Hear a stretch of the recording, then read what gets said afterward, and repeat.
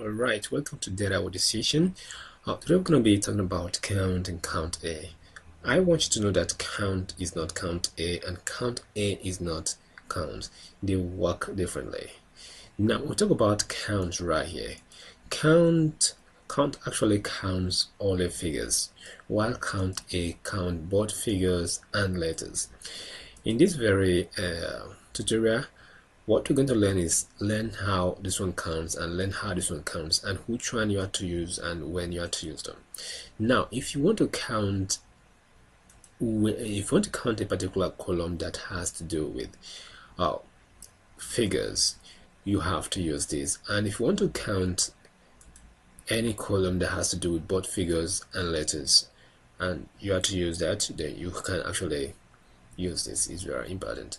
Now let us use count and see what count does. Count. Now we're going to count this very column right here, then we close and hit enter. Now we have 45. Let's see the differences. Then we now use count A. Then we still count the same column, then hit enter. We have 46. You can see this one has actually counted the first row. Now why do I say you can't use count A where you have to use count, or you can't use count where you have to use count A? Okay, let's say our boss actually like, you know what, I want you to help us to count how many employees we actually have. Right now you have to count how many employees. You need to go count the employee row. Now if you go and use count, it will never work. Now use count. This is the employees list. It gives you 0. Why? Because count will never count letters. It only counts numbers or figures. If you use count A, it's going to work fine because that is what it is made for. You're going to use count A, then you go to the employee list, then you hit enter. It gives you 46, but it's wrong. It's not really 46. What we have is 45. Now it's giving us 46 because it is counting the first row alone. And why is it counting the first row? The first row is actually letter.